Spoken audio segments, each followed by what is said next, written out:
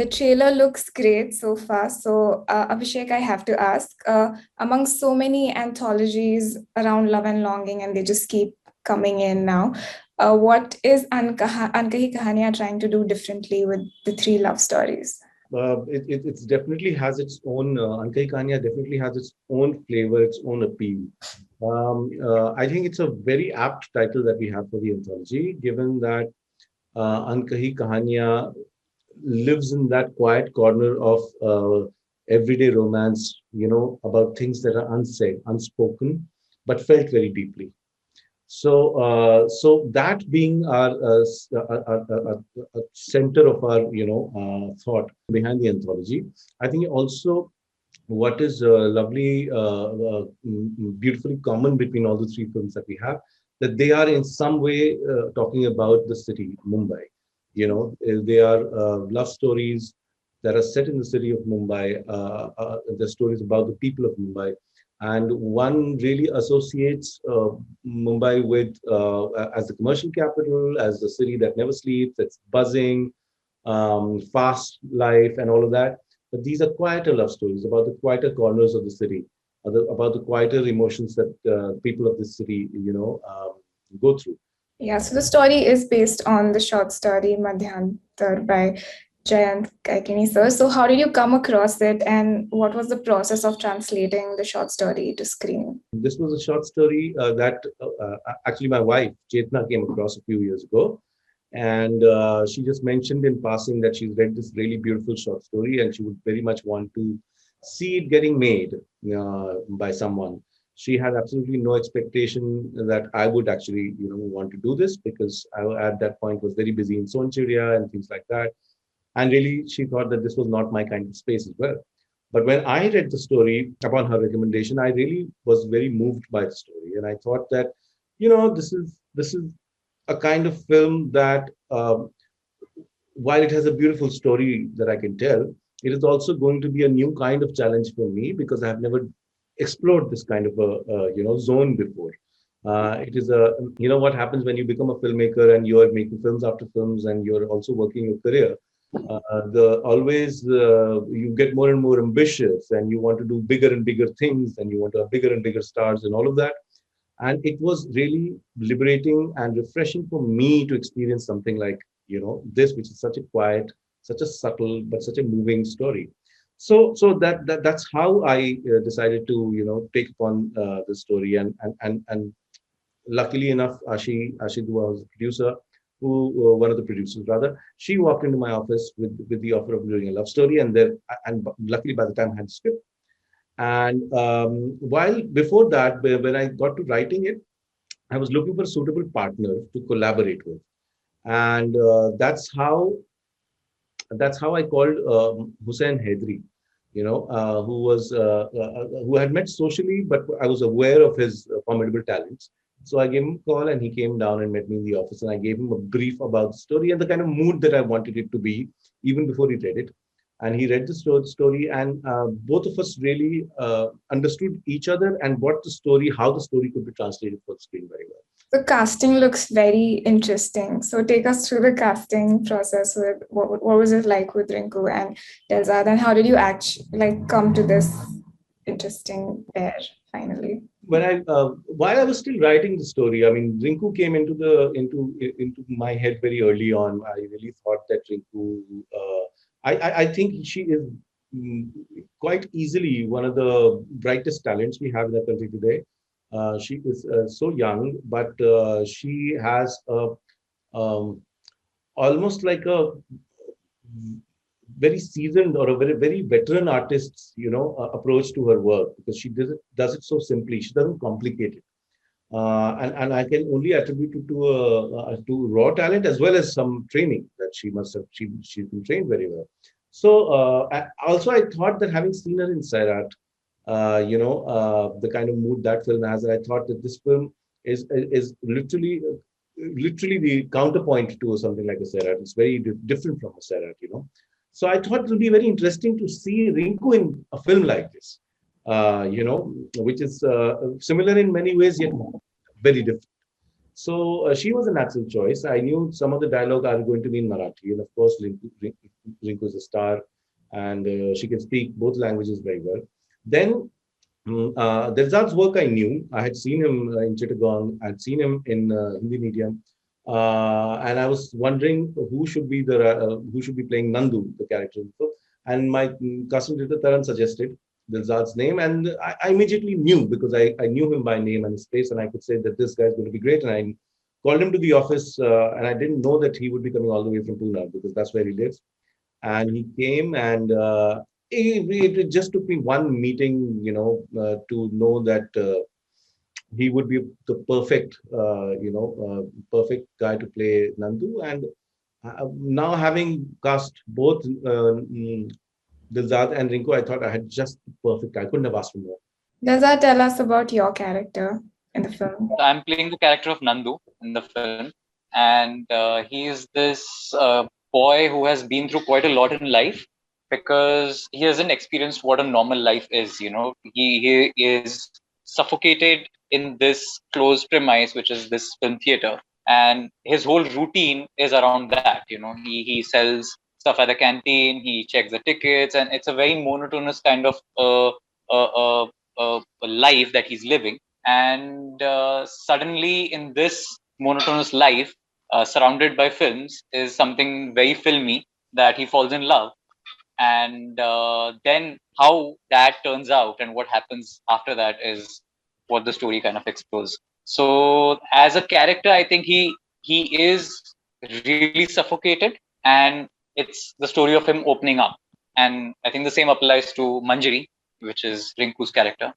And so yeah, it's a story of these two closed characters opening out of their cocoons. So, Abhishek, the story is around young love in Bombay, then Bombay, and in a time where there were single screen theaters. So, what efforts did you take, like actively, to try to capture that era and time in Mumbai? One of the great things about South Mumbai, especially South Mumbai, downtown Mumbai, as I call it, is that if you go, there are several parts of that part of town. If you walk through them, you realize that you are in another era. There's especially the deep south. There are certain landmarks, certain buildings, which really are frozen in time. And so that was a great advantage because we that was our location for the film. We wanted to shoot the film in that part of Bombay because I wanted to that's where the story was really set. And so we found locations, which really hadn't changed with time. So we did not have to, Ashok Lokre, who was my production designer, he really helped me find the correct locations and, make minor changes to those locations so that the period is booked in a correct way. And so I think the locations have really helped. And I was just having this conversation with my director of photography, Avinash Arun, who himself is an accomplished director. He said one of the reasons why our film looks so fresh and evokes that era so well is because we really didn't do much to the works that we were shooting in because they really belonged to the 1980s. It belonged to that era. So it was, I think, I think it's something that really helped me in directing, and I also think it really helped Rinku and Dilzad in the performance as well. Because when we went to those spaces, that really spoke of another time, another place. So, for example, when we were shooting in Edward Theatre, and Edward Theatre, if you were to go, it really looks like one of those opera house theatres from the 1930s or the 40s. And the movie that we got the rights to for a movie, which was a Marathi film from the 1980s, which was playing on screen. So it really transported you back. So those things are effective tools for all of us to really get into that zone, get into that period, get into that time. Of course, the original text, the short story, and the script that we had written, the characters, how they behaved and how they spoke or really rarely spoke. That was very much that belonged to that time. Would you like to add to that, please? Yeah, so I think, as Sir said, the locations, because I'm working in the theater, right? And this theater hasn't changed a lot. I mean, it's still very intact the way it was. All the activities that are going on, the machines that were used then are still there. And I was operating on one of those machines. So I think that was very helpful because you don't know how 80s was we don't know how that exists, what that world is like. But to be able to actually go and feel it like so literally, it kind of helps as a character, as because you feel like a part of that whole world. So apart from that, the costumes, everything has been thought out, used in the right way, and yeah, it was a lot of fun to time travel as I call it. So Mumbai is naturally a major part in all of the stories and your story too. So do you? When I was speaking with Abhishek Banerjee for Angai Kanya, he said that he doesn't think that these stories could have been put out anywhere but Mumbai. So what do you think about that? That if it wasn't for Mumbai, could these stories be the same as they have turned out to be? I have to agree with Abhishek because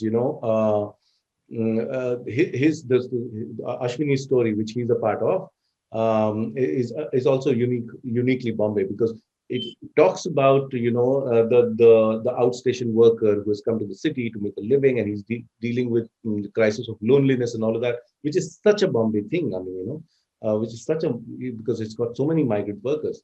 Likewise, even Saket's story, which is a story which is set in the you could call it the affluent, the upper middle class, sort of corporate and all of that. That is also very, very Bombay, and so is this one, Madhyantar. I mean, Bombay, like any other, Bombay is not even a metropolis. I call it a megalopolis, and like any other big city like this, there are many cities within it. And I think what Ankahi Kahaniya managed to do very successfully is talk about all those cities that are within Mumbai and talk about the people who inhabit them. I think it does that very well. And this isn't your first anthology, Abhishek, and people are still reacting to Hangama Kya Hai Barpa, and the praises just keep coming in. And you're already out with the second one now. So, are you more comfortable with them, or were they challenging? And The normal, usual trajectory of a filmmaker is that you make a couple of short films before you make your first feature length.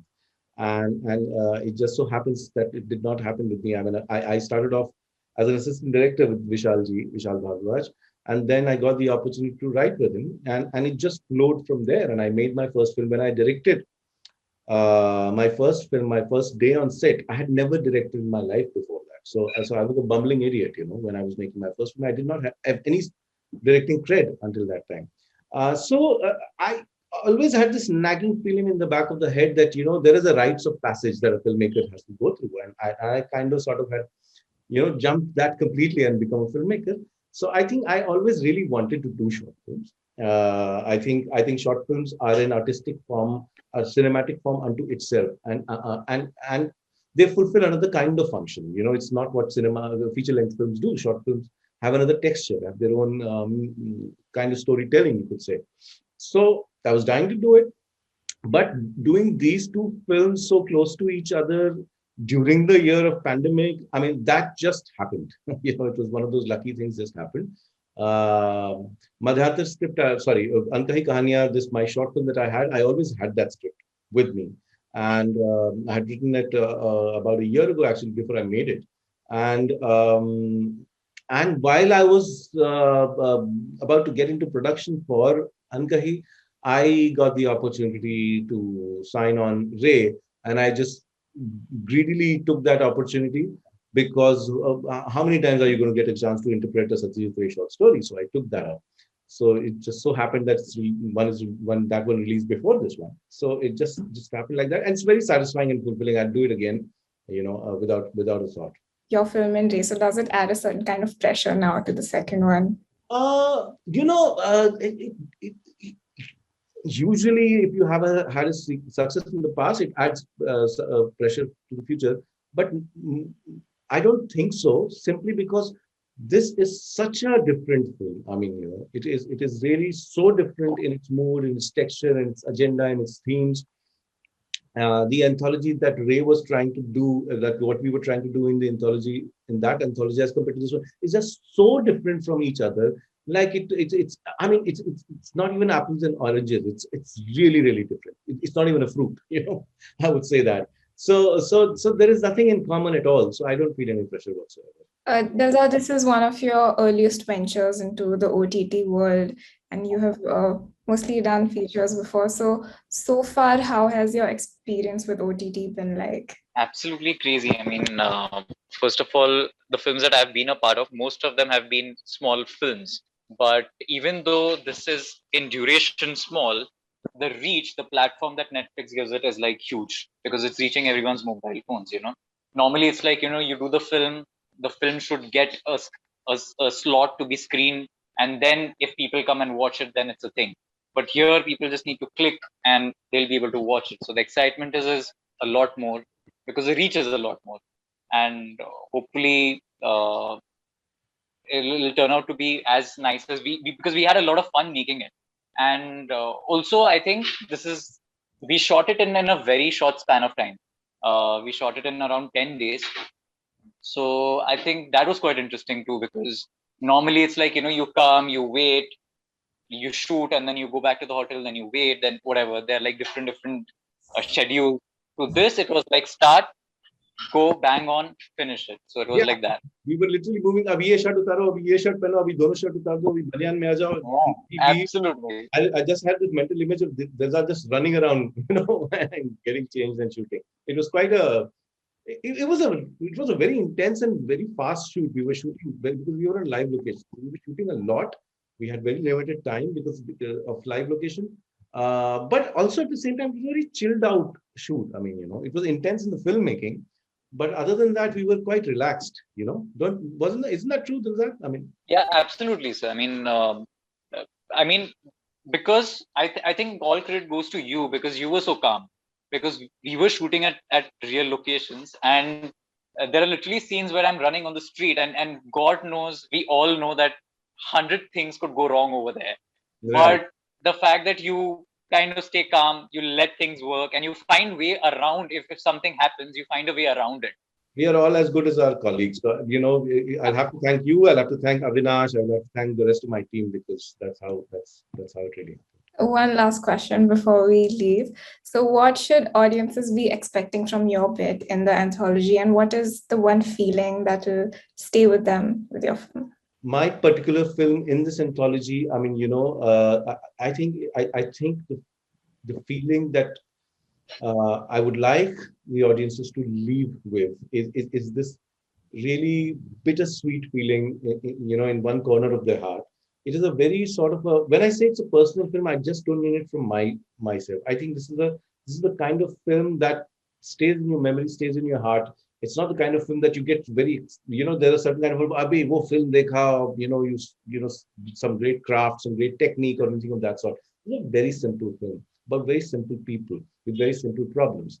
But there is something about the mood, there's something about the characters, there's something about the cast, and which evokes a certain, you know, soft feeling within you. And it is one that stays in your emotional memory for a long time. And I hope that happens when audiences watch it. Delta.